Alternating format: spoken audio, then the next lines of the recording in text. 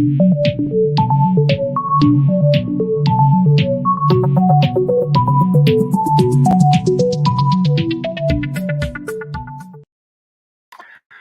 day, CannaSphere fam. Welcome to another exciting and exhilarating episode of CannaSphere Africa, where we cover all kinds of weird, wonderful, crazy things happening around the cannabis ecosphere across the continent, as well as some global stuff as well. Today's show and this month's shows are brought to you by the good people at Zootly. Zootly have a very trendy, I've been there, on Kloof Street. They have a store. They also sell bespoke range of products, which include an amazing range of Zoot products, grow mediums, vapes, CBD products, and a whole lot more. If it's your local cannabis aficionado, I knew I'd get that wrong, aficionado. Anyway, they're a really cool store, and they sell lots of stuff online and in store. So they are sponsoring this month in terms of CannaSphere, and you should check them out online and buy some stuff to get growing. So there's a lot going on in today's show, but I just wanted to start off with something that is very serious at the moment. Obviously, we're in a massive crisis globally as the European system and situation creates a question around the moral bastion of humanity and what we're actually doing. The most stable sort of continent on the planet is in disrepute, and it's very unsettling. We've always looked to Europe as a stable, moral, peaceful, tranquil continent, and all of a sudden that is being challenged. And the reason I bring that up is because it's also going to have and is having an impact on the cannabis industry. But more about that in the news with Brett. But first of all, our producer Linda, would you like to just quickly give us what the headlines and what we can expect today? So. Yes, indeed. So today, hi CannaSphere fans. Today we're talking about the Cannabis Research Institute has established a consumer hotline. So I'm very interested to hear what that's going to be all about. And then also the Cannabis Private Purpose Bill is back in Parliament once again. 3 provinces put their cannabis plans on the table. Very excited to hear which provinces are those and what are these actual plans. And the Marijuana Board of South Africa accuses government of deliberately dragging their feet when it comes to cannabis reform. So very exciting stuff there. Yeah, it's really interesting to hear about this cannabis hotline, because we do need to mobilize and professionalize, and we do need to make sure that people who are not doing things properly are held accountable. More on that in a minute. Thank you, Linda. But for now, we'll go straight over to Brett in the CannaSphere News Studio in Limpopo Province. Over to you, Brett.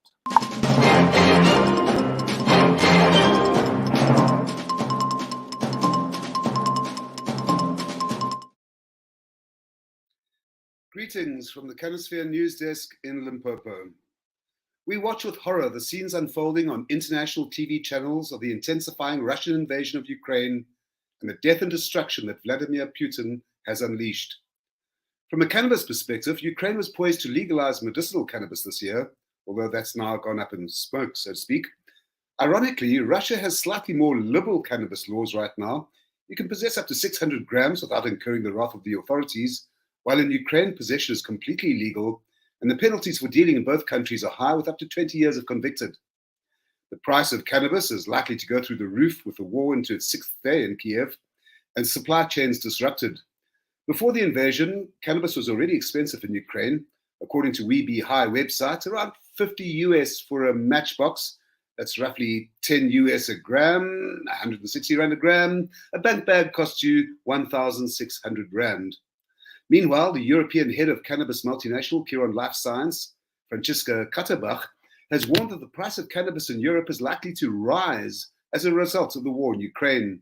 That's not because of supply chain disruption, but because of an anticipated increase in energy costs. And as you know, most cannabis grown in Europe is indoor with a high electricity bill. Is this an opportunity for Africa with our low production costs? Well, check out Cannabis Africa for an interview we do with what it's like to run a cannabis website out of a war zone. Back home, the majority of CBD products on South African shelves are incorrectly labeled. This has emerged from studies done by the Cannabis Research Institute, the CRI, which in response has launched a cannabis consumer hotline.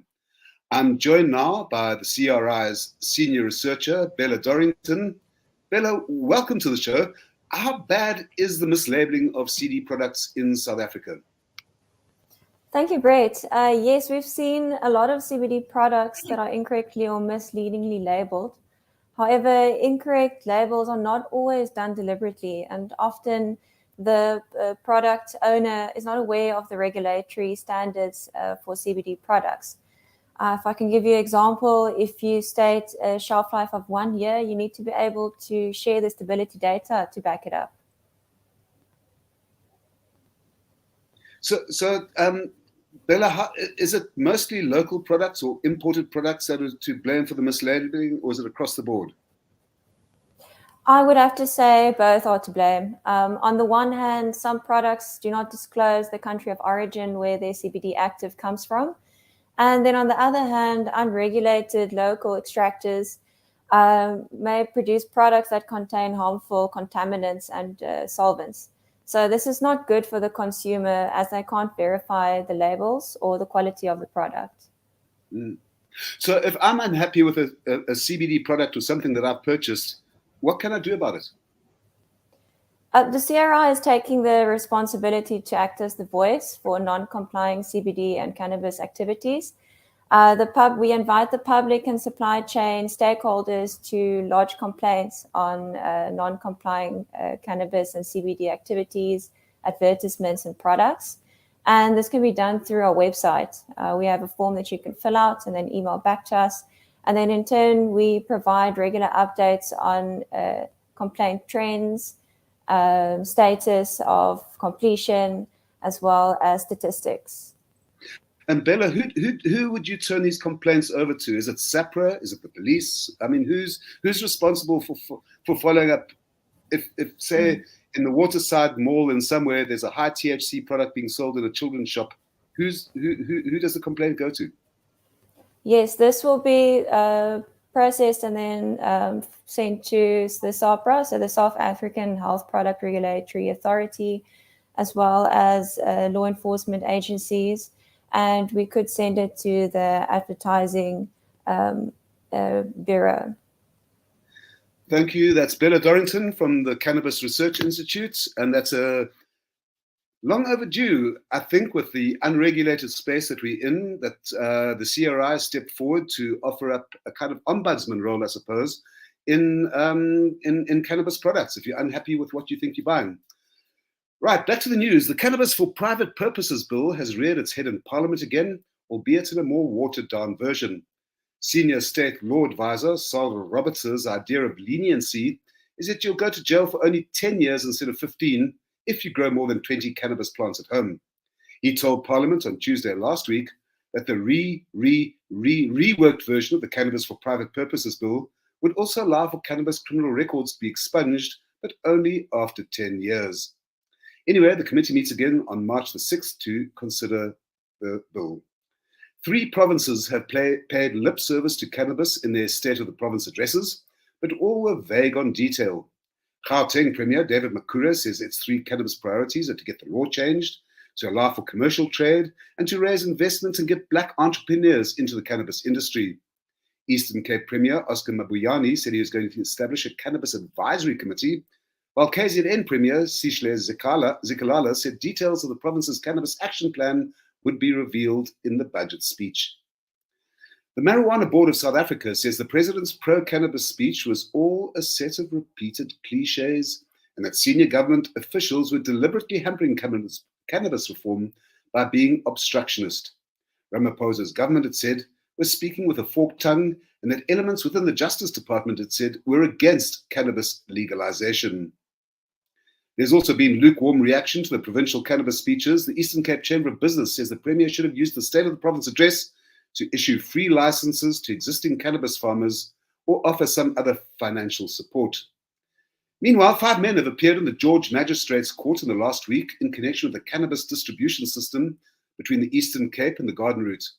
Police say the men were representing several rural villages in former Transkei, and that an undercover operation had resulted in several homesteads being raided and millions of rands worth of cannabis seized. Well, it's all a bit the other way around in the Vaal Triangle. In a bizarre story, taxi drivers bust 5 police officers selling cannabis and hard drugs from official police vehicles at the Sedibeng taxi rank. The officers attached to the Sedibeng anti-crime unit were arrested by colleagues after tip-off from taxi drivers who said the police were selling drugs at the rank on a daily basis. Trenton, back to you. Cool, lots of stuff happening in the news. Thanks for the update, Brett. We've got to keep moving, but we'll chat to you a bit later. Yeah, interesting to hear that geopolitics and dynamics can have such an impact all around the world. A very sad moment for humanity. But anyway, moving on to other things. Let's cross over to Noxy, who's going to give us Canna Life-stule. Over to you, Noxy.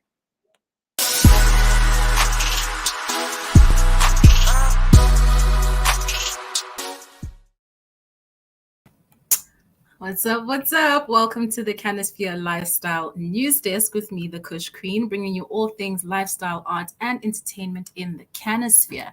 We've all heard of CBD and THC, but there's so many other cannabinoids that form part of the cannabis plant, each with its own unique set of benefits. And today we're going to spotlight one cannabinoid that is said to be the fountain of youth.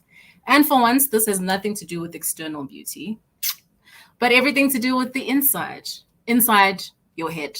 Yes, you heard right, your actual brain. Recent studies are showing that cannabinol, or CBN, as it's commonly known, has the potential to protect brain cells from the adverse impact of aging. It has a similar molecular structure to THC. The major difference, though, is that it's not psychoactive. So the recent study focused on how CBN functions in the body, and the testing was done on both healthy and damaged brains. And what was observed was that the mitochondria, which is a cell's powerhouse, were protected from oxidative damage. The mitochondria in damaged cells appeared to be folded into a round shape, which indicates shielding from more damage. I think that this research actually points out the need for more investigations into lesser studied cannabinoids.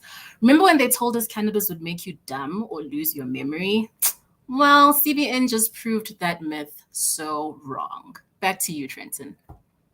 I don't know. That sounds interesting, but so CBN for aging, and then we've got certain cannabinoids that work for dieting. And I mean, is cannabis really this massive thing that's going to change the universe, or are we just grabbing onto straws? I guess only time will tell.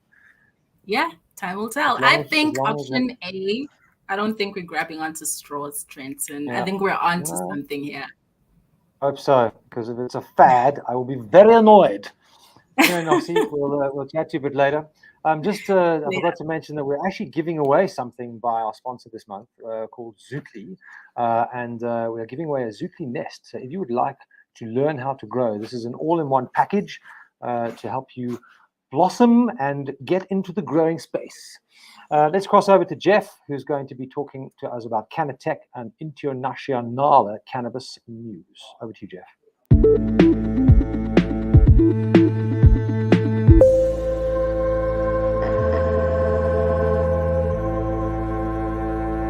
So in today's Cannatech, what we're going to be talking about is SPD, or short path distillation. Essentially what this is you take an oil that's been already initially extracted as a crude.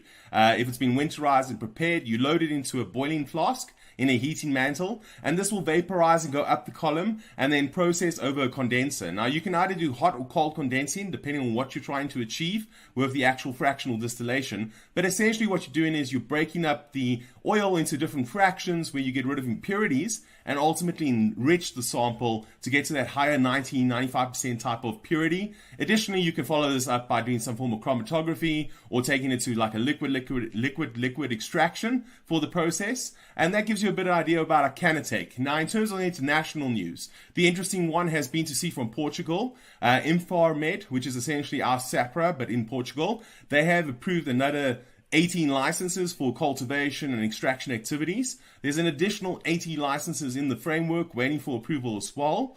But unfortunately, we only see 2 licenses specifically focused on products that will be able to go to Portuguese patients. Now, that is the trick, and that's just what we've really been hoping to see a change of from a regulatory position, is more people getting access to products. And then also, from the 1st of March, essentially today, we will see that French companies are able to start a medicinal cannabis cultivation procedure. Again, let's hope that they will be able to actually provide product to local patients and not just for export into markets. Back to you, Trenton.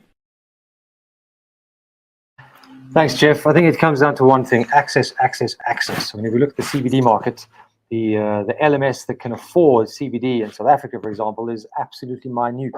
So if we can bring on more production and we can bring the price point down, then the mass population will benefit, because this cannot be something that only is beneficial to the elite. And right now it is, especially in most developed countries, or developing countries for sure, that the people on the ground cannot actually access medicinal cannabis because it's just out of their reach, and that's very sad. Thanks for that, Jeff. We're going to cross over now to Dr. Carmen, who's going to give us a bit of insight onto cannabis and medicine.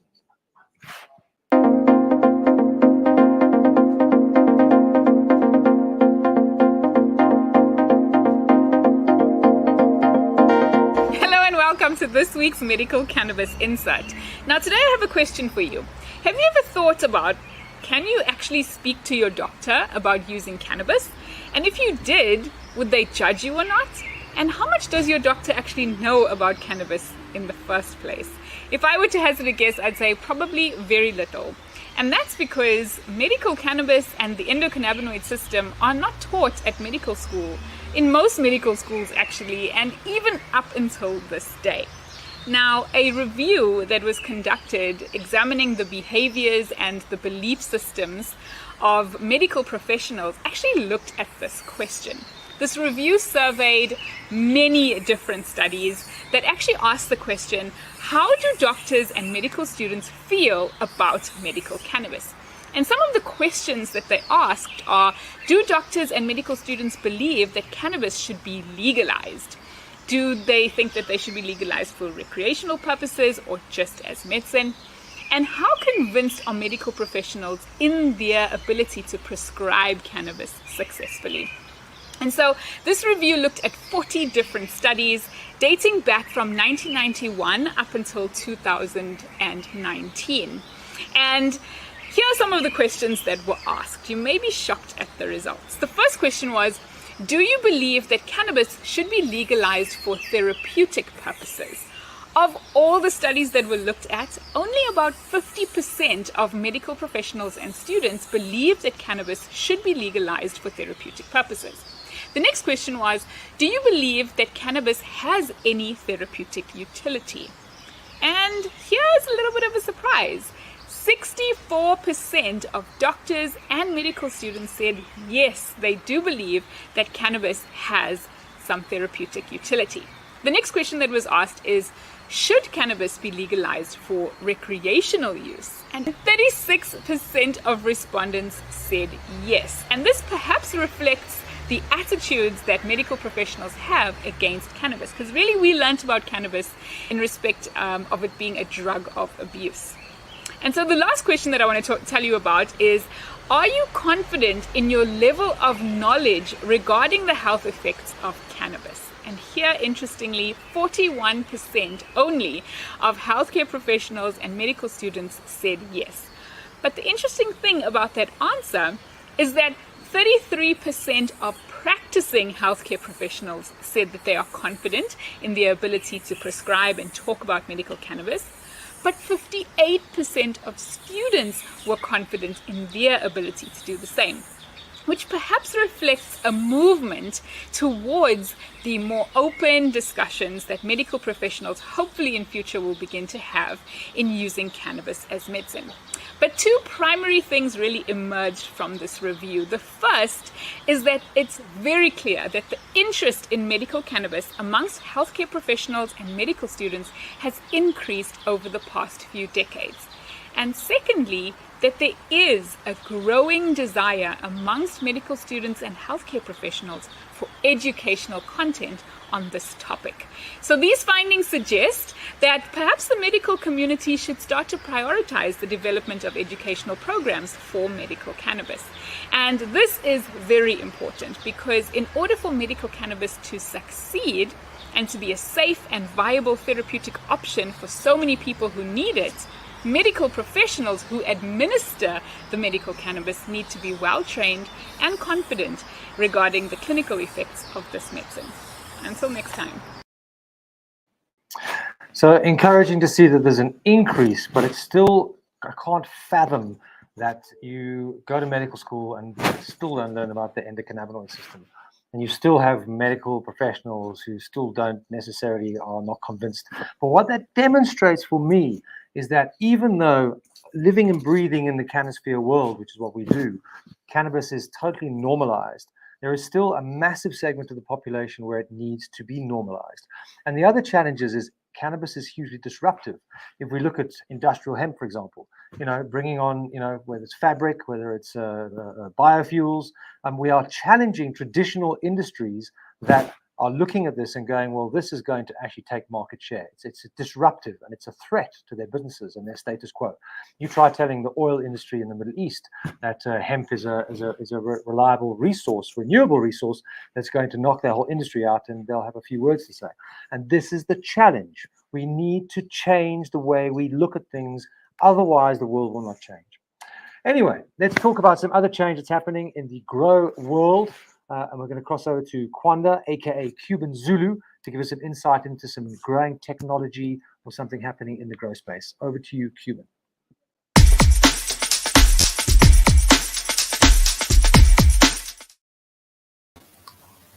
Hello, cannabis community. Coming to you live from CannaSphere's Growth Desk. Today, we'll speak about the Triminator. Triminator is a leading manufacturer of cannabis and hemp processing equipment, which have created a new type of trimmer, a semi-dry trimmer that improves processing methods and speeds up, which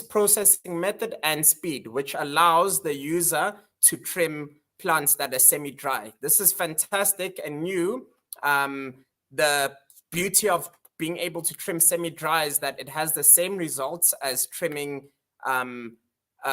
fully dry cannabis, which is retaining flavors and smell. However, by what they're mitigating is the risk of damage of product and higher risk, which happens when you dry trim, because of course the cannabis is fully dry, it's more brittle. So in conclusion, the Triminator has created a new type of trimmer that overall improves the speed of processing, and it does this while maintaining high quality of your cannabis. So my question is, okay, you're obviously a seasoned grower. What is your preference? Because, in the world we live in, we're always trying to speed things up, do things quicker, faster, more efficiently. And there are pros and cons to that. I mean, in South Africa, for example, we have a lot of cannabis farms employing a lot of people to hand trim. The minute you bring in a trimming machine, you lose those jobs. Mechanization is going to happen, nothing we can do about it. But I have seen Canadian cannabis in a jar which looked battered and overworked, and I think that there's pros and cons. What is your opinion? What do you prefer? Look, in my own preference, I prefer dry trim, which is done by hand. As well, in terms of job creation, I also stand by manual trimming. However, the machine trimmers really make things manageable on a commercial scale. So I think to use a little bit of both is what I would say. But the fact that we've got one that is semi-dry trim now gets rid of that, potential of battering the bud all around, and then just, touch-ups by hand. Cool. Well, it's a good-looking trimmer, so at least the technology is advancing. Thank you for that, Kwanda. We'll see you same time, same place next week. So over to Brett and Noxy. The thing I wanted to talk about was the macroeconomics of cannabis and how something like this horrendous war, in Ukraine has an impact across the whole globe. And I think it's just important to realize that every action has a reaction, and that everything we do on an individual basis has a reaction across the world. This is obviously a seismic big thing in the news, but the small things that we do have very similar impacts. Brett, what do you think is the answer to this? Is there an answer? Like, what are your opinions on the situation? Time is tight. My answer in the short term is that the Ukraine war is going to drive up energy prices in Europe. Indoor is going to become much more expensive to grow. And I think that presents an opportunity for African producers who are coming at a low cost to get a foothold into the European market. I love it. Always a good angle. Noxy, what do you think? I didn't think about it that way, but I like where this is going, Brett. I mean, if that is what could potentially happen for us, obviously we're not happy about what's happening in the Ukraine. However, if that's where it could possibly go for African growers, then let's wait and see. I just don't know if it's going to last as long for all of that to Yeah. happen. I'm just assuming that it's probably going to end pretty quickly, hopefully, given if other countries actually step in after Putin's threats. Long after this has all died down, energy costs will be higher than they were before, and this is an opportunity for low-cost outdoor and greenhouse producers in Africa to try and get a foot in the European market. Yeah, I think we need to get that up to the powers that be to move things forward faster, but I won't go on about that again. Great, guys. So just lastly, if you would like to enter the competition to win the Zutli Nest, you need to email elevate@cheebaafrica.com. It'll come up on the screen. And the question is, what is the name of the trimmer that Kwanda, aka Cuban Zulu, was talking about? It means you can rewind only know if you watch the watch it episode. afterwards. If you want to watch the episode, so email to us and we will do a random selection and you will win one of those Zutli nests. Guys, thank you so much. Some really interesting stuff happening. Progress, sometimes not, but it's exciting. Have an awesome day. Ciao.